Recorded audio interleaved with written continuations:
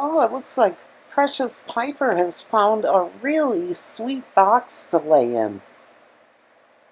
It's just like a little fort. Look at that.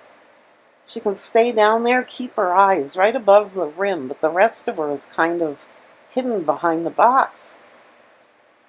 That's pretty cozy, isn't it? Just the right size for you.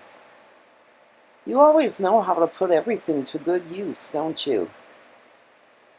Yeah, that is the perfect sleuthing box. Yeah, where you want to be a spy and watch people coming around or things going on in a room. Yeah, you blend in kind of with the box too. Yeah, people will be much less likely to notice you. A private eye's dream, huh?